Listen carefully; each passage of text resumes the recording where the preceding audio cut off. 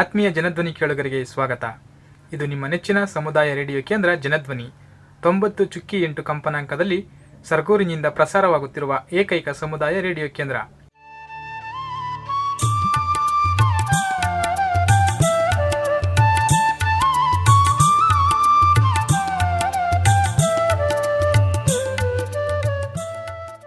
ಮುಕ್ಕೋಟಿ ಗಣಲೋಕ ನಾ ಕಾಣೆ ನನ್ನಾಣೆ ಹಳೆದಾವ ಗಜಕಡ್ಡಿ ಮೊಳಕಡ್ಡಿ ಹಳೆದಾವ ಗಜಕಡ್ಡಿ ಮೊಳಕಡ್ಡಿ ಮುಕ್ಕೋಟಿ ಗಣಲೋಕ ನಾ ಕಾಣೆ ನನ್ನಾಣೆ ಹಳೆದಾವ ಗಜಕಡ್ಡಿ ಮೊಳಕಡ್ಡಿ ಹಳೆದಾವ ಗಜಕಡ್ಡಿ ಮೊಳಕಡ್ಡಿ ಈ ಜಗದ ಹುದ್ದಗಲ ಗೆಳೆಯಾರೇ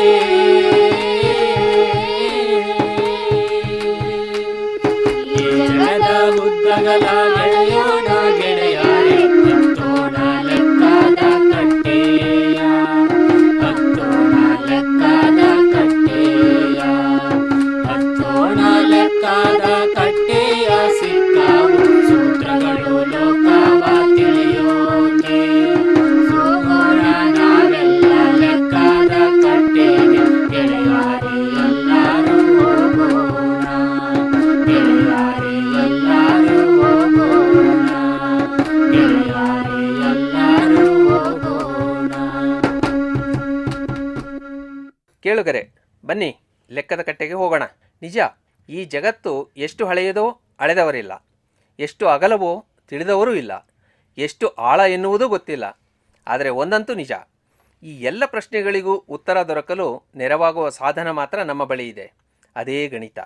1, 2, 3, 4 ಎನ್ನುವ ಸರಳ ಅಂಕೆಗಳಿಂದ ಹಿಡಿದು ಕೈಗೆಟುಕದಷ್ಟು ದೂರದಲ್ಲಿರುವ ಚುಕ್ಕೆ ಎಷ್ಟು ದೂರದಲ್ಲಿದೆ ಎನ್ನುವುದನ್ನು ತಿಳಿಸುವ ಗಣಿತವೂ ನಮಗೆ ಸಿದ್ಧಿಸಿದೆ. ಜನಧ್ವನಿಯ ಈ ಲೆಕ್ಕದ ಕಟ್ಟೆಯಲ್ಲಿ ಗಣಿತದ ಈ ಕತೆ ತೆರೆದುಕೊಳ್ಳಲಿದೆ. ಇಂದಿನಿಂದ 1 ವರ್ಷದವರೆಗೆ ಒಟ್ಟು 180 ಕಾರ್ಯಕ್ರಮಗಳ ಮೂಲಕ ಮಾನವನ ಚರಿತ್ರೆಯ ಜೊತೆಗೆ ಗಣಿತ ಹೇಗೆ ಹಾಸುಹೊಕ್ಕಾಗಿದೆ ಎನ್ನುವುದನ್ನು ನಾವು ಕೇಳಲಿದ್ದೇವೆ.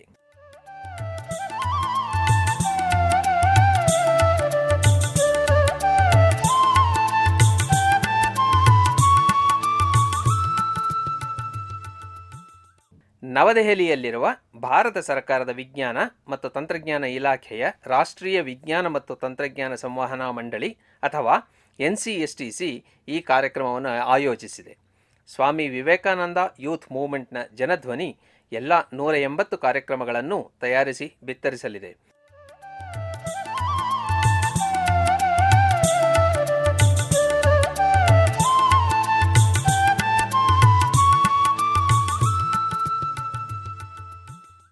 ಗಣಿತ ನಮ್ಮ ಜನಜೀವನದಲ್ಲಿ ಹಾಸುಹೊಕ್ಕಾಗಿದೆ ಎನ್ನುವುದಕ್ಕೆ ಪುರಾವೆ ಬೇಕಿಲ್ಲ. ಆದರೆ ಶಾಲೆಗಳಲ್ಲಿ ಗಣಿತ ಅಷ್ಟೇನೂ ಜನಪ್ರಿಯ ವಿಷಯವಲ್ಲ. ಗಣಿತವೆಂದರೆ ಮಾರು ದೂರ ಹಾರಿ ಹೋಗುವವರೂ ಇದ್ದಾರೆ. ಶಾಲೆಗಳಲ್ಲಿ ಗಣಿತವನ್ನು ಜನಪ್ರಿಯಗೊಳಿಸಲು ಸರ್ಕಾರ ಏನೇನು ಕಾರ್ಯಕ್ರಮಗಳನ್ನು ಹಮ್ಮಿಕೊಂಡಿದೆ, ಗಣಿತವನ್ನು ಸರಳವಾಗಿ ಕಲಿಸಲು ಯಾವ ಪ್ರಯತ್ನಗಳು ನಡೆದಿವೆ ಎನ್ನುವುದರ ಬಗ್ಗೆ ನಿಮಗೂ ಪ್ರಶ್ನೆಗಳಿರಬಹುದು. ಈ ಪ್ರಶ್ನೆಗಳಿಗೆ ಉತ್ತರ ಕೊಡಲು ಈಗ ಜನಧ್ವನಿಯೊಂದಿಗೆ ಮಾತನಾಡಲಿದ್ದಾರೆ HD ಕೋಟೆ ತಾಲೂಕಿನ ಬ್ಲಾಕ್ ಶಿಕ್ಷಣಾಧಿಕಾರಿ ಶ್ರೀ ಉದಯ್ ಕುಮಾರ್ ಅವರು.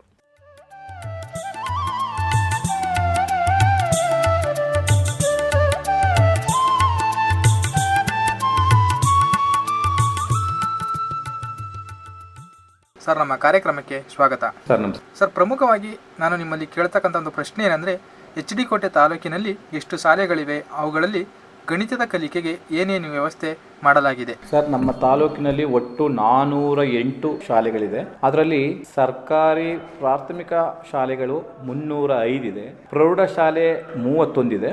ಇನ್ನು 8 ಪ್ರೌಢಶಾಲೆಗಳು ಅನುದಾನಿತ ಇದೆ. ಅನುದಾನ 7 ಪ್ರೈಮರಿ ಶಾಲೆಗಳಿದೆ. ಇನ್ನು ಉಳಿದ 48 ಪ್ರೈಮರಿ ಶಾಲೆಗಳು ಪ್ರೈವೇಟಲ್ಲಿ ಕೆಲಸ ಮಾಡ್ತಾ ಇವೆ. ಅದರಲ್ಲಿ ತಾವು ಹೇಳಿದಾಗೆ ಗಣಿತ ವಿಷಯಕ್ಕೆ ನಾವು ಹೆಚ್ಚು ಆದ್ಯತೆ ಕೊಟ್ಟಿದ್ದೀವಿ. ಯಾಕೆಂದರೆ ನಮ್ಮ ತಾಲೂಕಿನಲ್ಲಿ ಸರಿ 74% ಫಲಿತಾಂಶ ಬರೋದಕ್ಕೆ ಕಾರಣವೇನು ಅಂದರೆ, ಕಡಿಮೆ ಆಗಿರೋದು ಕಾರಣವೇನು ಅಂದರೆ ಗಣಿತ ವಿಷಯದಲ್ಲಿ ಹೆಚ್ಚು ಫೇಲ್ ಆಗಿದ್ದಾರೆ ಒಂದು. ಮತ್ತು ನಮ್ಮಲ್ಲಿ ಶಿಕ್ಷಕರ ಕೊರತೆಯೂ ಕೂಡ PCM ಮತ್ತು CBZ ಮತ್ತು ಪ್ರೈಮರಿಲೂ ಕೂಡ 100 ಹುದ್ದೆಗಳು ಗಣಿತ ಶಿಕ್ಷಕರ ಕೊರತೆ ಇದೆ. ನಮ್ಮ ತಾಲೂಕಿನಲ್ಲಿ ಈಗ ಹೆಚ್ಚು ಕಡಿಮೆ 1200ಕ್ಕೆ 400 ಪ್ರೈಮರಿ ಶಾಲೆಗಳ ಶಿಕ್ಷಕರ ಕೊರತೆ ಇದೆ, ಹುದ್ದೆ ಖಾಲಿ ಇದೆ. ಹೈಸ್ಕೂಲ್ನಲ್ಲಿ 20 ಪ್ರೌಢಶಾಲೆಗಳಲ್ಲಿ ಮ್ಯಾಥ್ಸ್ ಟೀಚರ್ಸ್ ಹುದ್ದೆ ಖಾಲಿ ಇದೆ. ಹಾಗಾಗಿ ಸ್ವಲ್ಪ ಎಲ್ಲೋ ಒಂದು ಕಡೆ ವಿಜ್ಞಾನ ವಿಷಯದಲ್ಲಿ ಅಥವಾ ನಮ್ಮ ಗಣಿತದಲ್ಲಿ ಸ್ವಲ್ಪ ಹಿನ್ನಡೆಯಾಗಿದೆ ನಮ್ಮ ತಾಲೂಕಿನಲ್ಲಿ ಅಂತ ಹೇಳ್ಬೋದು. ಅದೇ ರೀತಿ ನನ್ನಲ್ಲಿ ಮತ್ತೊಂದು ಪ್ರಶ್ನೆ ನಿಮ್ಮಲ್ಲಿ ಕೇಳಕ್ಕೆ ಇಚ್ಛಿಸ್ತೀನಿ. ಏನಂದರೆ, ಶಾಲೆಗಳಲ್ಲಿ ಗಣಿತದ ಕಲಿಕೆಗೆ ಸುಲಭವಾಗಲು ಆಟೋಟದ ಸೌಲಭ್ಯಗಳೇನಾದರೂ ಇವೆಯಾ? ಖಂಡಿತ. ಈಗ ನಾವು ನಮ್ಮ ಡಯಟ್ ಮುಖಾಂತರವಾಗಿ ನಾವು ಪುನಶ್ಚೇತನ ತರಬೇತಿಗಳು ಅಂತೇಳಿ ಒಂದು 7 ದಿನಗಳು ಕೊಡ್ತಾ ಇದ್ವಿ. ಮತ್ತು ಹೈಸ್ಕೂಲ್ನವ್ರಿಗೂ ಕೂಡ ನಾವು 2 ತಿಂಗಳಿಗೊಮ್ಮೆ 3 ತಿಂಗಳಿಗೊಮ್ಮೆ ಪಠ್ಯ ವಿಷಯಕ್ಕೆ ಸಂಬಂಧಪಟ್ಟ ಹಾಗೆ ಗಣಿತ ವಿಷಯದಲ್ಲಿ ಕ್ಲಿಷ್ಟಕರವಾಗಿರೋದನ್ನ ಸುಲಭ ರೀತಿಯಲ್ಲಿ ಕಲಿಸೋದು ಹೇಗೆ ಅನ್ನೋದ್ರ ಬಗ್ಗೆ ನಾವು ಆಲ್ರೆಡಿ ಈಗ ತರಬೇತಿ ಮಾಡ್ತಾ ಇದ್ವಿ. ಗಣಿತ ವಿಷಯಗಳು ಮತ್ತು ಎಲ್ಲ ವಿಷಯಗಳ ಅವರುಗಳಿಗೆ ಒಂದು ಪುನಶ್ಚೇತನ ತರಬೇತಿನ ಇವತ್ತು ನಾವು ಹಮ್ಮಿಕೊಂಡಿದ್ದೀವಿ. ಸರ್, ಹಾಗೇನೆ ಮತ್ತೊಂದು ಪ್ರಮುಖವಾದ ಪ್ರಶ್ನೆ ಏನಂದರೆ, HD ಕೋಟೆ ತಾಲೂಕಿನಲ್ಲಿ SSLCಯಲ್ಲಿ ಗಣಿತ ವಿಷಯದಲ್ಲಿ ವಿದ್ಯಾರ್ಥಿಗಳ ಸಾಧನೆ ಹೇಗಿದೆ? ನಮ್ಮದು ಏನಾಗಿದೆ, ಈಗ 75% ಗಣಿತ ವಿಷಯದಲ್ಲಿ ಪಾಸ್ ಆಗಿದ್ದಾರೆ. 25% ವಿದ್ಯಾರ್ಥಿಗಳು ನಮ್ಮಲ್ಲಿ 3055 ಮಕ್ಕಳು ಎಕ್ಸಾಮ್ ತಗೊಂಡಿದ್ರೆ ಸುಮಾರು ನಮ್ಮಲ್ಲಿ 400ರಿಂದ 450 ಮಕ್ಕಳು ಗಣಿತದಲ್ಲೇ ಫೇಲ್ ಆಗಿದ್ದಾರೆ. ಹಾಗಾಗಿ ಶಿಕ್ಷಕರ ಕೊರತೆ ಒಂದು ಸಮಸ್ಯೆಗಳು. ಮತ್ತು ಆದಷ್ಟು ಫೌಂಡೇಶನ್ ಆಗಬೇಕಾಗಿರೋದು ಪ್ರೈಮರಿಲಿಗೆ ನಮ್ಮ ತಾಲೂಕಿನಲ್ಲಿ 100 ಗಣಿತ ಶಿಕ್ಷಕರ ಕೊರತೆ ಇದೆ. ಎಲ್ಲ ವರ್ಗಾವಣೆಗಳು ಈ ಕಡೆ ಟ್ರಾನ್ಸ್ಫರ್ ಮಾಡ್ಕೊಂಡು ಬರ್ತಾರೆ ಕೆಲಸಕ್ಕೆ, ನಂತರ ವರ್ಗಾವಣೆ ಮಾಡ್ಕೊಂಡು ಹೊರಟೋಗ್ತಾರೆ. ಆ ಹುದ್ದೆಗಳು ಖಾಲಿನೇ ಉಳ್ಕೊಂಡಿವೆ. ಹಾಗಾಗಿ ನಮಗೆ ಗಣಿತ ವಿಷಯದಲ್ಲಿ ಸ್ವಲ್ಪ ಹಿಂದಿದೆ ತಾಲೂಕು ಅಂತ ಹೇಳ್ಬೋದು. ಹಾಗಂತೇಳಿ ನಾವು ಬಿಟ್ಬಿಟ್ಟಿಲ್ಲ. ನಾವೀಗ 64 ಗೆಸ್ಟ್ ಟೀಚರ್ ತಗೊಂಡಿದ್ದೀವಿ. ಅದರಲ್ಲಿ ಆದಷ್ಟು ಸೈನ್ಸ್ ವಿದ್ಯಾರ್ಥಿಗಳಿಗೆ ಆದ್ಯತೆ ಕೊಟ್ಟಿದ್ದೀವಿ. ಹಾಗಾಗಿ ಈಗ ಸ್ವಲ್ಪ ಗಣಿತ ವಿಷಯಕ್ಕೆ ಆದ್ಯತೆ ಕೊಟ್ಟಿರೋದ್ರಿಂದ ಪಾಠ ಪ್ರವಚನಗಳು ನಡೀತಾ ಇದೆ. ಸ್ವಲ್ಪ ಮುಂದಿನ ದಿನಗಳಲ್ಲಿ ಸರಿಯಾಗಿ ಹೋಗುತ್ತೆ ಅಂತ ನಾನು ಅನ್ಕೊಂಡಿದ್ದೀನಿ. ಸರ್, ಮತ್ತೊಂದು ಪ್ರಶ್ನೆಯನ್ನು ನಾನು ನಿಮ್ಮಲ್ಲಿ ಕೇಳಕ್ಕೆ ಇಚ್ಛಿಸ್ತೀನಿ. ಗಣಿತದಲ್ಲಿನ ಹೊಸ ವಿಷಯಗಳನ್ನು ವಿದ್ಯಾರ್ಥಿಗಳಿಗೂ ಶಿಕ್ಷಕರಿಗೂ ತಿಳಿಸಿಕೊಡಲು ಇಲಾಖೆ ಏನೇನು ಕ್ರಮಗಳನ್ನು ಕೈಗೊಳ್ಳುತ್ತಿದೆ? ಹೇಳಿದ್ದಲ್ಲ, ನಾವು ನಲಿಕಲಿ ತರಬೇತಿಯನ್ನು 1ರಿಂದ 3ನೇ ತರಗತಿ ಮಕ್ಕಳು ಮಾಡ್ತಾ ಇದ್ವಿ. ಅದರಲ್ಲಿ ಆಟ ಆಡ್ತಾ ಮತ್ತು ಹಾಡನ್ನು ಹಾಡ್ತಾ ಸುಲಭವಾದ ರೀತಿಯಲ್ಲಿ ಒಂದು ಕ್ಲಿಷ್ಟಕರವಾಗಿರೋದನ್ನು ಕೂಡ ಕಥೆಯ ರೂಪದಲ್ಲಿ ಒಂದು ಸುಲಭವಾಗಿ ಅರ್ಥವಾಗೋ ರೀತಿ ತರಬೇತಿಗಳನ್ನು ನಾವು ಹಮ್ಮಿಕೊಂಡಿದ್ದೀವಿ. ಮತ್ತು ಅದೇ ರೀತಿ ಪಠ್ಯಪುಸ್ತಕಗಳು ಕೂಡ ಈಗಿದೆ. ಹಾಗಾಗಿ ಈಗ ಮೊದಲಷ್ಟು ಮಕ್ಕಳು ಮಗ್ಗಿ ಕಲಿಯೋದಕ್ಕಾಗಲಿ ಅಥವಾ ಕೂಡೋದು ಕಲಿಯೋದಾಗಲಿ ಅಷ್ಟೊಂದು ಕಷ್ಟ ಆಗಲ್ಲ.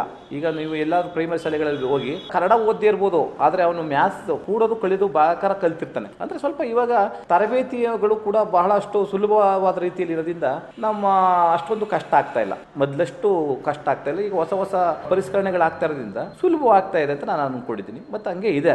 ಸರ್, ಕೊನೆಯದಾಗಿ ನಾನು ನಿಮ್ಮಲ್ಲಿ ಒಂದು ಪ್ರಶ್ನೆಯನ್ನು ಕೇಳ್ತೀನಿ. ಅಂದರೆ, ಇದೇ ತಿಂಗಳ ನವೆಂಬರ್ 1ನೇ ತಾರೀಕಿಂದ ಗಣಿತಕ್ಕೆ ಸಂಬಂಧಪಟ್ಟಂತೆ ಮುಂದಿನ 1 ವರ್ಷದ ತನಕ ನಮ್ಮ ಜನಧ್ವನಿಯಲ್ಲಿ ವಾರದಲ್ಲಿ 3 ದಿನ ಗಣಿತಕ್ಕೆ ಸಂಬಂಧಪಟ್ಟಂತೆ ನಮ್ಮ ಜನಧ್ವನಿಯಲ್ಲಿ ಕಾರ್ಯಕ್ರಮ ಪ್ರಸಾರವಾಗುತ್ತದೆ. ಈ ಒಂದು ನಿಟ್ಟಿನಲ್ಲಿ ನೀವು ಮಕ್ಕಳಿಗೆ ಇರ್ಬೋದು ಅಥವಾ ಒಂದು ಕೇಳುಗರಿಗೆ ನಿಮ್ಮ ಒಂದು ಸಲಹೆಗಳನ್ನ ನೀಡ್ತೀರಾ ಸರ್?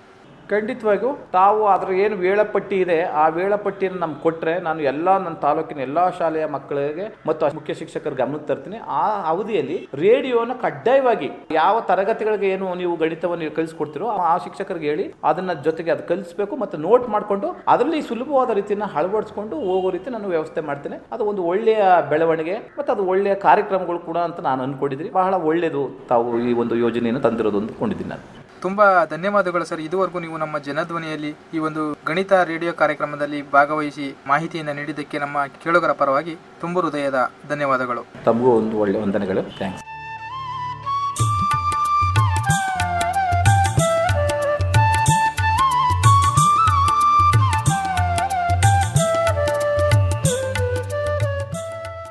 ಇದೋ ಲೆಕ್ಕದ ಕಟ್ಟೆ ಬಂದೇ ಬಿಟ್ಟಿತು. ಇಲ್ಲಿ ದಿನವೂ ನಮ್ಮ ಜೊತೆಗೆ ಹರಟೆ ಹೊಡೆಯಲು ಬರುತ್ತಿದೆ ಪ್ರೀತಿಯ ರಾಮಪ್ಪ ಕುಟುಂಬ.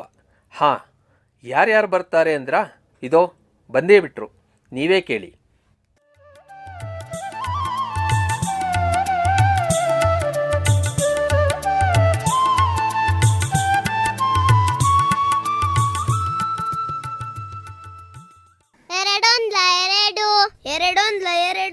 ಎರಡೆರಡ್ಲಿ 4, ಎರಡೆರಡ್ಲಿ 4, ಎರಡ್ಮೂರ್ಲಿ 6, ಎರಡ್ಮೂರ್ಲಿ 4. ಏ ನಾಗೇಶ, ಎಲ್ಲಿದ್ಯೋ ನಿನ್ ಗಮನ? ಬರೀ ತಪ್ಪ ಹೇಳ್ತೀಯಲ್ಲ, ಇನ್ನೊಂದು ಸಾರಿ ಹೇಳು. ಎರಡ್ಮೂರ್ಲಿ 6. ಹೇಳೋ. ಎರಡೊಂದ್ಲಿ 2, ಎರಡೆರಡ್ಲಿ 4, ಎರಡ್ಮೂರ್ಲಿ 6, ಎರಡೊಂದ್ಲಿ 2, ಎರಡೊಂದ್ಲಿ 2, ಎರಡೊಂದ್ಲಿ 2. ನಾಗೇಶ, ನೀನು ಕಲ್ತ್ಕೊಳ್ದೆ ಹೀಗೆ ಆಟ ಆಡ್ತಾ ಇರು. ಅಮ್ಮಂಗೆ ಹೇಳ್ತೀನಿ ಅಷ್ಟೇ. ಹೋಗಕ್ಕ, ರಮೇಶ ಗೋಲಿ ಆಡಕ್ ಬಾ ಅಂದಿದ್ದ. ನೀನ್ ನೋಡಿದ್ರೆ ಆಟ ಆಡೋ ಹೊತ್ನಲ್ಲಿ ಮಗ್ಗಿ ಪಾಠ ಹೇಳು ಅಂತೀಯಲ್ಲ, ಹೋಗಕ್ಕ, ನಾನು ಆಟ ಆಡ್ಬೇಕು. ಅಲ್ವೋ, ಮಗ್ಗಿ ಕಲ್ತ್ಕೊಂಡ್ ಬಾ ಅಂತ ಟೀಚರ್ ಹೇಳಿದ್ರು ಅಂದ್ಯಲ್ಲೋ. ಇರೋ ಅಮ್ಮಂಗೆ ಹೇಳ್ತೀನಿ. ಅಮ್ಮ ಅಮ್ಮ. ಏನೇ ಅದು ಲಕ್ಷ್ಮಿ, ತಿರ್ಗಾ ನಿಮ್ ಜಗಳ ಶುರು ಮಾಡಿದ್ರಾ? ನೋಡಮ್ಮ, ಮಗ್ಗಿ ಕಲ್ತ್ಕೊ ಅಂದ್ರೆ ಇವನು ಆಟ ಆಡೋಕ್ ಹೋಗ್ತೀನಿ ಅಂತಾನೆ. ನೀನೇ ಹೇಳಮ್ಮ. ನಾಗೇಶ ಬಂದೆ ತಡಿ ನಿಂಗೆ. ಅಮ್ಮ, ನೀನು ಬರೋದ್ರೊಳಗೆ ಓಡೋಗ್ಬಿಟ್ಟ. ಕರ್ಕೊಂಡ್ ಬರ್ತೀನಿ ಇರು. ನಾಗೇಶ, ಏ ನಾಗೇಶ. ಎಲ್ಲಿ ಬರ್ತಾನೆ? ಎಲ್ಲ ಅವನ ಅಪ್ಪನಂಗೆ ಹೇಳ್ ಮಾತು ಒಂಚೂರು ಕೇಳಕ್ಕಿಲ್ಲ ಅಂತಾನೆ. ಅವಂದೇ ಆಟ. ಏನದು? ಯಾರ್ದು ಆಟ? ಓ ಅಪ್ಪ, ಬಂದ್ಯಾ? ನೋಡಪ್ಪ, ನಾಗೇಶ ಮಗ್ಗಿ ಕಲ್ತ್ಕೊಳ್ದೆ ಓಡೋಗ್ಬಿಟ್ಟಿದ್ದಾನೆ. ಶಾಲೆಯಲ್ಲಿ ಮಗ್ಗಿ ಕಲ್ತ್ಕೊಂಡ್ ಬಾ ಅಂತ ಹೇಳಿದ್ರಂತೆ. ಓ ಆಗೋ, ಅವನು ಓಡಿ ಹೋಗಿದ್ದಕ್ಕೆ ನಿಮ್ಮಮ್ಮ ನನ್ನನ್ನು ಬೈತಿದ್ದಾಳೆ ಏನೋ. ಅಲ್ರಿ, ನೀವ್ ಅದೇನೋ ಲೆಕ್ಕದಲ್ಲಿ ಡಾಕ್ಟರ್ ತಗೊಂಡಿದ್ದೀನಿ ಅಂತೀರಿ, ಆದ್ರೆ ನಿಮ್ ಮಗ ನೋಡಿದ್ರೆ ಮಗ್ಗಿನ ಕಲಿಯಕ್ಕಿಲ್ಲ ಅಂತಾನೆ. ಚೆನ್ನಾಯ್ತು ನಿಮ್ ಜೋಡಿ. ಹೌದಾ ಅಪ್ಪ? ಡಾಕ್ಟ್ರೇಟ್ರು ಅಂದ್ರೆ ಏನು? ಲೆಕ್ಕದ ಡಾಕ್ಟ್ರಾ? ಡಾಕ್ಟ್ರು ಅಲ್ಲ, ನರ್ಸು ಅಲ್ಲಮ್ಮ. ಲೆಕ್ಕದಲ್ಲಿ ದೊಡ್ಡ ಪದವಿ. ಒಂಥರ ಮೇಷ್ಟ್ರುಗಳಿಗೆ ಮೇಷ್ಟ್ರು. ನಿಮ್ಮೆಲ್ಲರಿಗಿಂತ ಗಣಿತ ಸ್ವಲ್ಪ ಜಾಸ್ತಿ ಕಲ್ತಿದ್ದೀನಿ ಅಷ್ಟೇ. ಓ, ಮತ್ತೆ ನೀನ್ ಯಾಕೆ ಮೇಷ್ಟ್ರ ಆಗ್ಲಿಲ್ಲ ಅಪ್ಪ? ಲೆಕ್ಕ ಅಂದ್ರೆ ಇಷ್ಟ ಇಲ್ವಾ? ಹಾಗೇನಿಲ್ಲ, ಲೆಕ್ಕ ಅಂದ್ರೆ ನಂಗೆ ನಿಜಕ್ಕೂ ಇಷ್ಟ. ಈಗಲೂ ಲೆಕ್ಕದ ಬಗ್ಗೆ ಅದು ಇದು ಮಾಡ್ತಾನೆ ಇರ್ತೀನಿ. ಆದ್ರೆ ಎಲ್ಲೋ ಪಟ್ಟಣದಲ್ಲಿ ಯಾರ ಹತ್ರನೋ ಚಾಕ್ರಿ ಮಾಡ್ಕೊಂಡಿರೋಕ್ಕಿಂತ ನಮ್ಮೂರಲ್ಲೇ ಈ ಗಿಡ ಮರಗಳ ಮಧ್ಯೆ ಇರೋಕೆ ಇಷ್ಟ ನಂಗೆ. ಓಹೋಹೋ, ನೋಡಮ್ಮ, ನಿಮ್ಮಪ್ಪ ಪಟ್ಟಣದಲ್ಲಿ ಇದ್ದಿದ್ರೆ ದೊಡ್ಡ ಕೆಲಸ ಸಿಗ್ತಾ ಇತ್ತು. ನೀವು ಎಲ್ಲ ಒಳ್ಳೆ ಶಾಲೆಯಲ್ಲಿ ಸೇರ್ಕೊಂಡು ಚೆನ್ನಾಗಿ ಓದ್ಬೋದಿತ್ತು ಅಲ್ವಾ? ಅಲ್ವೇ ಸೀತಾ? ಈಗ ಇಲ್ಲೇನಾಗಿದೆ? ಹೊಟ್ಟೆ ಬಟ್ಟೆಗೆ ಬೇಕಾಗಿರೋದೆಲ್ಲ ಇಲ್ಲೇ ಸಿಗುತ್ತೆ ಅಲ್ವಾ? ಆದರೆ ಕೃಷಿ ಮಾಡೋದ್ರಲ್ಲಿ ಇರೋ ಖುಷಿ ಇನ್ಯಾವ ಕಸಬಲ್ಲೈತೆ ಹೇಳು? ಸರಿ, ನೀವುಂಟು ನಿಮ್ಮ ಹೊಲ ಉಂಟು. ಮಕ್ಕಳಿಗೆ ಯಾವತ್ತಾದ್ರೂ ಪಾಠ ಹೇಳ್ಕೊಟ್ಟಿದ್ದೀರಾ? ನೋಡಿ, ಆ ನಾಗೇಶ ಮದೊಂಚೂರು ಕೇಳಕ್ಕಿಲ್ಲ ಅಂತಾನೆ. 3 ದಿನದಿಂದ ಮಗ್ಗಿ ಪಾಠ ಹೇಳು ಅಂದ್ರೆ ತಪ್ಪಿಸ್ಕೊಂಡು ಓಡ್ತಾನೆ. ಲೆಕ್ಕದಲ್ಲಿ ಎಲ್ಲಿ ಕಲಿತಾನೆ ಹೇಳಿ ಅವನು? ನೋಡು ಸೀತಾ, ಮಕ್ಕಳು ಮಕ್ಕಳೇ. ಅವನ ವಯಸ್ಸಲ್ಲಿ ಆಟ ಆಡದೆ ಇನ್ನು ನಮ್ಮ ವಯಸ್ಸಲ್ಲಿ ಆಟ ಆಡೋಕ್ಕಾಗುತ್ತಾ ಹೇಳು? ಆಮೇಲೆ ಬಲವಂತವಾಗಿ ನೀನು ಲೆಕ್ಕ ಹೇಳ್ಕೊಡ್ತೀನಿ ಅಂದರೆ ಯಾವ ಮಕ್ಕಳು ಒಪ್ಪಕ್ಕಿಲ್ಲ. ಅವಕ್ಕೆ ಖುಷಿ ಆಗೋ ಥರ ಹೇಳ್ಕೊಟ್ರೆ ಹಾಗೆ ಮುಂದೆ ಕಲ್ತ್ಕೋತವೆ ಬಿಡು.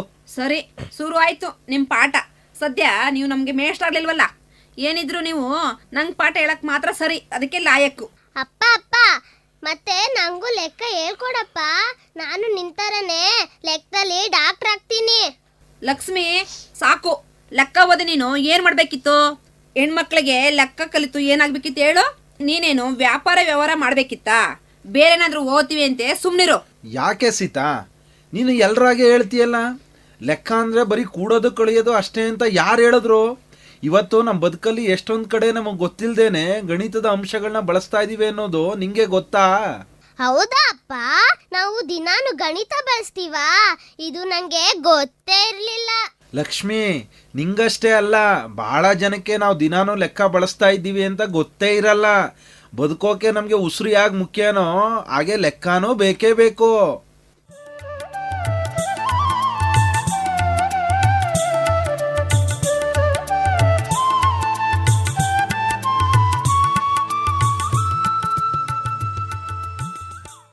ಗೆಳೆಯರೇ, ಕೇಳಿದ್ರಲ್ಲ, ಲೆಕ್ಕದಲ್ಲೇ ಪಂಡಿತನಾಗಿದ್ದರೂ ಕೃಷಿಯನ್ನೇ ಬದುಕನ್ನಾಗಿ ಆಯ್ದುಕೊಂಡಿರೋ ರಾಮಪ್ಪ, ಗಂಡ ಮಕ್ಕಳ ಹಿತವೇ ತನ್ನ ಬದುಕು ಅಂತ ನಂಬಿಕೊಂಡಿರೋ ಅವನ ಹೆಂಡತಿ ಸೀತಮ್ಮ, ಕಣ್ಣಲ್ಲಿ 108 ಕನಸಿಟ್ಟುಕೊಂಡಿರೋ ಇವರ ಮಗಳು ಲಕ್ಷ್ಮಿ, ಲೋಕವೆಲ್ಲ ಆಟದ ಮೈದಾನ ಅಂತ ಅಂದುಕೊಂಡಿರೋ ಇವರ ತುಂಟ ಮಗ ನಾಗೇಶ, ಇವರೆಲ್ಲರ ಪರಿಚಯ ಆಯ್ತಲ್ಲ. ಲೆಕ್ಕ, ಗಣಿತ ಅನ್ನೋದಕ್ಕೂ ಮನುಷ್ಯನಿಗೂ ಇರೋ ಸಂಬಂಧದ ಬಗ್ಗೆ ತಿಳಿಸಿಕೊಡೋಕೆ ಬರ್ತಿದ್ದಾರೆ ವಿವೇಕಾನಂದ ಯೂತ್ ಮೂವ್ಮೆಂಟ್ನ ಸ್ಥಾಪಕರಾದ ನಮ್ಮ ಪ್ರೀತಿಯ ಡಾಕ್ಟರ್ ಆರ್ ಬಾಲಸುಬ್ರಹ್ಮಣ್ಯಂ. ಬನ್ನಿ ಇವರ ಮಾತು ಕೇಳೋಣ.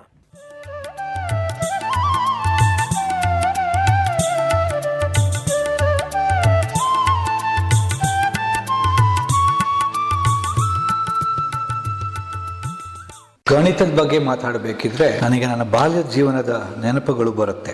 ಸಣ್ಣವನಾಗಿದ್ದಾಗ ಗಣಿತದ ಪಾಠಗಳನ್ನ ಕೇಳುತ್ತಿದ್ದಂತೆ ನನಗೆ ಗಣಿತ ಓದೋದಲ್ಲಿ ಅರ್ಥವಿದೆಯೇ, ಇದು ನನ್ನ ಜೀವನಕ್ಕೆ ಅನ್ವಯಿಸುತ್ತೆ, ಮುಂದೆ ಇದು ನಿಜವಾಗ್ಲೂ ಬಳಸ್ತೀವಾ ಅನ್ನೋ ಪ್ರಶ್ನೆ ಸದಾಕಾಲ ಬರ್ತಿತ್ತು. ಅದರಲ್ಲೂ ಪರೀಕ್ಷೆಗಳ ಹತ್ರ ಬಂದಂತೆ ಗಣಿತವನ್ನ ಹೆಚ್ಚು ಕಡಿಮೆ ಒಂದು ಶಿಕ್ಷೆಯಾಗಿ ನೋಡ್ತಿದ್ದಂತ ಒಂದು ಸ್ವಭಾವವಿತ್ತು. ಆದರೆ ನಾನು ಬೆಳೆದು ಬಂದಂಗೆ, ವ್ಯಾವಹಾರಿಕ ಜ್ಞಾನ ಹೆಚ್ಚಿಸ್ಕೊಂಡಂಗೆ, ಪ್ರಪಂಚದ ದೈನಿಕ ಸಮಸ್ಯೆಗಳಲ್ಲಿ ಜಂಜಾಟಗಳಲ್ಲಿ ಭಾಗವಹಿಸಿದಾಗೆ ನನಗೆ ಗಣಿತದ ಬಹುಶಃ ನಿಜವಾದ ಪ್ರಾಮುಖ್ಯತೆ ಹಾಗೂ ಅದರ ಮಹತ್ವ ಅರಿವಾಗ್ಲಿಕ್ಕೆ ಶುರುವಾಯಿತು. ಸಾಕಷ್ಟು ಗಣಿತವನ್ನು ನಾವು ಮಕ್ಕಳಿಗೆ ಬೋಧಿಸುವಾಗಲೂ ಅಷ್ಟೇ, ಇದರ ವೈಜ್ಞಾನಿಕತೆ, ತತ್ವದ ವಿಚಾರಗಳನ್ನು ಮಕ್ಕಳಿಗೆ ಹೇಳಿ ಗಣಿತವನ್ನು ಬೋಧಿಸೋದು ಬಹಳ ಕಡಿಮೆ. ಹೆಚ್ಚು ಕಡಿಮೆ ಶಿಕ್ಷಕರು ಕೇವಲ ಅಂಕಿಅಂಶಗಳನ್ನು, ಅದರಿಂದ ಬರ್ತಕ್ಕಂಥ ಈಕ್ವೇಷನ್ಗಳನ್ನು, ಅದರಿಂದ ಬರ್ತಕ್ಕಂಥ ಹಲವಾರು ವಿಚಾರಗಳನ್ನು ಕೇವಲ ಪರೀಕ್ಷೆಯ ದೃಷ್ಟಿಕೋನದಲ್ಲೇ ನಾವು ಹೇಳ್ಕೊಡೋದು, ಬೋಧಿಸೋದು ಸಹಜವಾಗಿ ಶಾಲಾ ಕಾಲೇಜುಗಳು ನೋಡುವಂಥ ವಿಚಾರ.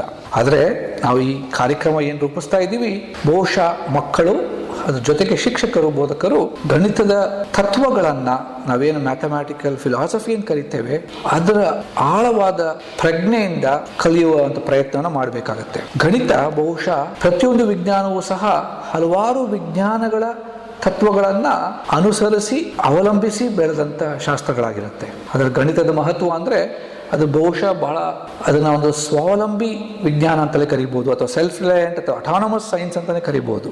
ಸಾಕಷ್ಟು ಈ ತತ್ವಗಳನ್ನು ಅರ್ಥಕೊಂಡು ಬಂದಂಗೆ ನನಗೊಂದು ನೆನಪು ಬರುತ್ತೆ. ಶ್ರೀನಿವಾಸ ರಾಮಾನುಜಂ ಅವರ ಒಂದು ವಾಕ್ಯ ನೆನಪಿಗೆ ಬರುತ್ತೆ. ಅವರು ಆಂಗ್ಲದಲ್ಲಿ ಬಹಳ ಅದ್ಭುತವಾಗಿ ಇದನ್ನು ಹೇಳಿದ್ದಾರೆ. An equation means nothing to me unless it expresses a thought of God ಅಂತ. ಎಷ್ಟು ಆಳವಾದಂಥ ತತ್ವ ನೋಡಿ. ಇದು ಬಹುಶಃ ಗಣಿತದ ಇಡೀ ತತ್ವದ ಸಾರಾಂಶವನ್ನ ಒಂದು ವಾಕ್ಯದಲ್ಲಿ ಹೇಳ್ದಂಗಾಗತ್ತೆ. ಒಂದು ಗಣಿತದಲ್ಲಿರ್ತಕ್ಕಂಥ ಈಕ್ವೇಷನ್ನು ಅದು ಬಹುಶಃ ಅದು ಅರ್ಥವಿಲ್ಲದೆ ಇರತಕ್ಕಂಥ ವಿಚಾರವಾಗಿರುತ್ತೆ. ಯಾವ ರೀತಿಯಲ್ಲಿ ಅದನ್ನ ರಾಮಾನುಜಂ ಹೇಳ್ತಾರೆ ಅಂದರೆ, ಅದು ಒಂದು ದೇವರ ಆಲೋಚನೆಯನ್ನ ಸೂಚಿಸದೆ ಹೋದರೆ ಅದಕ್ಕೆ ಅರ್ಥವೇ ಇರಲ್ಲ. ಆದರೆ ಬಹಳ ಅದ್ಭುತ ಅಂದರೆ ಗಣಿತದಲ್ಲಿರ್ತಕ್ಕಂಥ ಪ್ರತಿಯೊಂದು ಈಕ್ವೇಷನ್ ಕೂಡ ಒಂದು ಸತ್ಯವನ್ನು ನಮಗೆ ತೋರಿಸ್ಕೊಡುತ್ತೆ, ಸತ್ಯದ ಮುಖವನ್ನು ಪರಿಚಯಿಸುತ್ತೆ. ಅದರಿಂದ ಪ್ರತಿಯೊಂದು ಆಲೋಚನೆ ವಿಚಾರವೂ ಕೂಡ ದೇವರನ್ನ ಕಲ್ಪಿಸುವಂತ, ಸೂಚಿಸುವಂತ, ಅರ್ಥೈಸಿಕೊಳ್ಳುವಂತ ಪ್ರಯತ್ನವಾಗಿ ನೋಡ್ಬೇಕಾಗತ್ತೆ. ಮ್ಯಾಥಮ್ಯಾಟಿಕ್ಸ್ ಆ ಪದದ ಅರ್ಥದಲ್ಲೇ ಎಷ್ಟು ಆಳ ಇದೆ ನೋಡಿ. ಆಂಗ್ಲದಲ್ಲಿ ಹೇಳಬೇಕಾಗಿದ್ರೆ ಇಟ್ ಜಸ್ಟ್ ಮೀನ್ಸ್ ನೋಯಿಂಗ್, ಅರ್ಥಕೊಳ್ಳೋದು. ಯಾರನ್ನ ಅರ್ಥಕೊಳ್ಳೋದು? ಕೇವಲ ಒಂದು ಶಾಸ್ತ್ರವನ್ನ, ಅಂಕಿಅಂಶಗಳನ್ನು ಅರ್ಥಕೊಳ್ಳೋದಲ್ಲ, ನಮ್ಮ ಜೀವನವನ್ನು ಅರ್ಥಕೊಳ್ಳೋದು, ನಮ್ಮನ್ನು ನಾವು ಅರ್ಥಕೊಳ್ಳೋದು, ಜೀವನದಲ್ಲಿ ನಮ್ಮ ಅನುಭವವನ್ನು ಅರ್ಥಕೊಳ್ಳುವಂತ ಪ್ರಯತ್ನ. ಸೊ ಈ ಒಂದು ವಿಚಾರಗಳನ್ನ ಸಣ್ಣದಾಗಿ ಹೇಳಬೇಕಿದ್ರೆ, ಇವತ್ತು ಒಬ್ಬ ಗ್ರಾಮೀಣ ಪ್ರದೇಶದಲ್ಲಿರ್ತಕ್ಕಂಥ ಒಂದು ಮಗು ಬೆಳೀತಿದ್ದಂಗೆ ಈ ಶಾಸ್ತ್ರಗಳನ್ನ, ಈ ಸಂಗತಿಗಳನ್ನ ಪಡ್ಕೊಂತ ಹೋದ್ರೆ, ಏನೂ ಇಲ್ಲದೆ ಹೋದ್ರು ಅವನು ನಾಳೆ ಬೆಳೆದಾಗ ದೈನಿಕ ವ್ಯವಹಾರದಲ್ಲಿ ಪಾಲ್ಗೊಳ್ಳಬೇಕಿದ್ರು ಕೂಡ ಗಣಿತವನ್ನು ಬಳಸಲೇಬೇಕಾಗತ್ತೆ. ತುಂಬಾ ಸಲ ನಾವು ಕಲ್ತಿದ್ರು ಕಲಿತೇ ಹೋದ್ರು ಸಹ ಪ್ರತಿಯೊಂದು ವಿಚಾರದಲ್ಲೂ ನಾವು ಬಿಡಿಸಿ ನೋಡಿದಾಗ ಗಣಿತದ ಪಾಲುಗಾರಿಕೆ ಕಂಡೇ ಕಾಣುತ್ತೆ ನಮಗೆ. ಸೊ ಈ ವಿಚಾರಗಳೆಲ್ಲ ಮನಸ್ಸಲ್ಲಿ ಇಟ್ಕೊಂಡು ನನ್ನನ್ನು ನಾನು ತಿಳ್ಕೊಳ್ಳುವಂತ ಪ್ರಯತ್ನ, ನನಗೆ ನನ್ನನ್ನು ಪರಿಚಯಿಸಿಕೊಳ್ಳುವಂತ ಪ್ರಯತ್ನ ಎಲ್ಲವೂ ಗಣಿತಶಾಸ್ತ್ರ ಮುಖಾಂತರ ಮಾಡ್ಕೋಬೇಕಾಗತ್ತೆ. ಗಣಿತವನ್ನ ಕೇವಲ ಪರೀಕ್ಷೆ ಪಾಸ್ ಆಗ್ಲಿಕ್ಕೆ ಬೇಕಿರ್ತಕ್ಕಂಥ ಒಂದು ಸಬ್ಜೆಕ್ಟ್ ಅನ್ನ ಗ್ರಹಿಸ್ಕೋಬೇಕು ಅಂತ ನೋಡದೆ, ತನ್ನ ವ್ಯಾವಹಾರಿಕ ಜೀವನಕ್ಕೆ ಮಾತ್ರ ಅಲ್ಲ, ಆಳವಾದ ಆಧ್ಯಾತ್ಮಿಕ ಬೆಳವಣಿಗೆಗೂ ಈ ಶಾಸ್ತ್ರ ಬೇಕಾಗತ್ತೆ ಅಂತ ನೋಡಿ ಬೆಳಿಬೇಕಾಗತ್ತೆ. ಇದರಲ್ಲಿ ಶಿಕ್ಷಕರ ಪಾತ್ರವೂ ಬಹಳ ಪ್ರಾಮುಖ್ಯ, ಕಲಿಯುವಂಥ ವಿದ್ಯಾರ್ಥಿಗಳ ಪಾತ್ರವೂ ಪ್ರಾಮುಖ್ಯ. ನಮ್ಮ ದೃಷ್ಟಿಕೋನ ಬದಲಾವಣೆ ಆಗಬೇಕು, ಬೋಧಿಸುವ ದೃಷ್ಟಿಕೋನದಲ್ಲೂ ಬದಲಾವಣೆ ಆಗಬೇಕು, ಕಲಿಯುವ ದೃಷ್ಟಿಕೋನದಲ್ಲೂ ಬದಲಾವಣೆ ಆಗಬೇಕು. ಎರಡನ್ನೂ ಮಾಡುವಂಥ ಪ್ರಯೋಗ, ಒಂದು ಪ್ರಕ್ರಿಯೆಯಾಗಿ ನಮ್ಮ ಕಮ್ಯುನಿಟಿ ರೇಡಿಯೋ ಮುಖಾಂತರ ಮಾಡ್ತಿರೋದು ಬಹಳಷ್ಟು ಶ್ರೇಷ್ಠವಾದ ವಿಚಾರ. ಈ ಅರ್ಥಗಳನ್ನು, ಈ ಆಳವಾದ ವಿಚಾರಗಳನ್ನು, ಈ ತತ್ವಗಳನ್ನು ಹಲವಾರು ರೇಡಿಯೋ ಕಾರ್ಯಕ್ರಮಗಳ ಮುಖಾಂತರ ಜನಸಾಮಾನ್ಯರನ್ನು ಮುಟ್ಟುವಂಥ ಪ್ರಯತ್ನ, ಜನಸಾಮಾನ್ಯರ ಜೀವನದಲ್ಲಿ ವ್ಯತ್ಯಾಸವನ್ನು ತರುವಂಥ ಪ್ರಯತ್ನವೇ ಈ ಪ್ರಕ್ರಿಯೆ.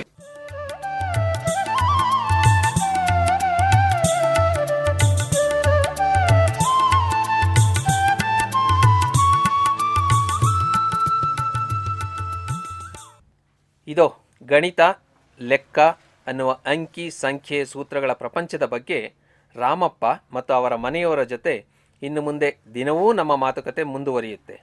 ಇಲ್ಲಿ ಅಲ್ಲ, ಅದೋ ಅಲ್ಲಿ, ಲೆಕ್ಕದ ಕಟ್ಟೆಯಲ್ಲಿ. ಬನ್ನಿ, ಲೆಕ್ಕದ ಕಟ್ಟೆಗೆ ಹೋಗೋಣ. ಗಣಿತ ಹೇಗೆ ಈ ಲೋಕವನ್ನು ಅರ್ಥ ಮಾಡಿಕೊಳ್ಳೋದಕ್ಕೆ ನಮಗೆ ನೆರವಾಗಿದೆ ಅನ್ನುವುದನ್ನು ತಿಳಿಯೋಣ.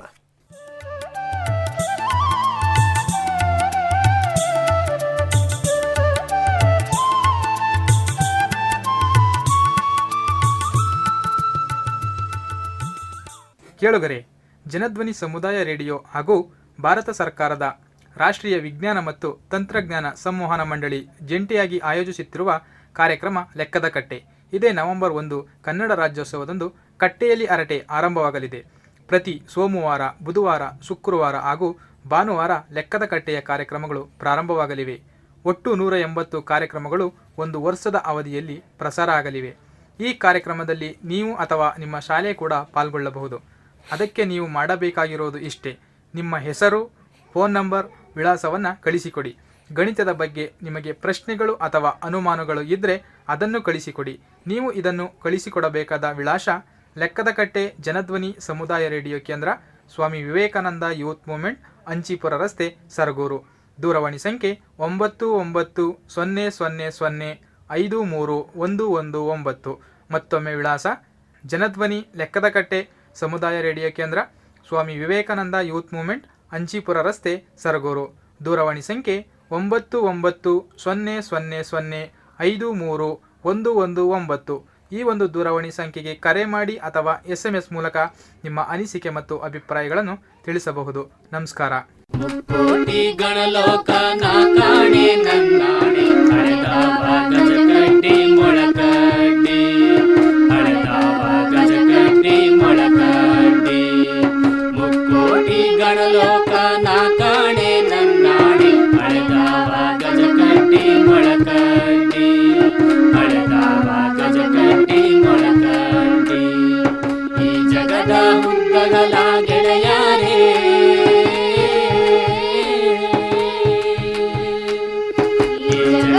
ಉದ್ದಗಲ ಗೆಳೆಯೋಣ ಗೆಳೆಯಾರೆ, ಹತ್ತೋಣ ಲೆಕ್ಕದ ಕಟ್ಟೆಯ, ಹತ್ತೋಣ ಲೆಕ್ಕದ ಕಟ್ಟೆಯ, ಹತ್ತೋಣ ಲೆಕ್ಕದ ಕಟ್ಟೆಯ.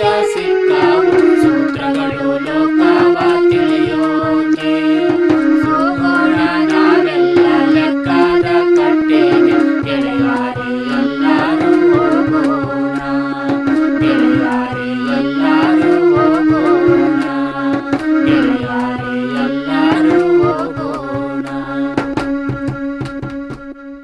ಕೇಳಿದರೆ ಇದುವರೆಗೂ ಜನಧ್ವನಿಯಲ್ಲಿ ಲೆಕ್ಕದ ಕಟ್ಟೆ ಕಾರ್ಯಕ್ರಮವನ್ನು ಕೇಳಿದ್ರಿ. ಶೀರ್ಷಿಕೆ ಗೀತರಚನೆ ಕಾವ್ಯಶ್ರೀ, ಧನ್ಯಶ್ರೀ ಹಾಗೂ ಐಶ್ವರ್ಯ. ಆಡಿದವರು ಶಾಂತರಾಜು, ಶ್ರೀಮತಿ ಬೀನಾ, ಶ್ರೀಮತಿ ತೇಜಶ್ರೀ ಹಾಗೂ ಶಿವಕುಮಾರ್. ಸಂಗೀತ ನೆರವು ಶ್ರೀಯುತ ಅನಂತರಾಮು, ದಾಸೇಗೌಡರು ಮತ್ತು ಲೀಲಾಧರ. ಪಾತ್ರಗಳು: ರಾಮಪ್ಪನ ಪಾತ್ರದಲ್ಲಿ ಶ್ರೀಯುತ ಕೇಶವಮೂರ್ತಿ, ಶೀತಮ್ಮನ ಪಾತ್ರದಲ್ಲಿ ಶ್ರೀಮತಿ ಚಂದ್ರಮ್ಮ, ಲಕ್ಷ್ಮಿ ಪಾತ್ರದಲ್ಲಿ ಕುಮಾರಿ ನಿವೇದಿತಾ ಹಾಗೂ ನಾಗೇಶನ ಪಾತ್ರದಲ್ಲಿ ಮಾಸ್ಟರ್ ಚೇತನ್.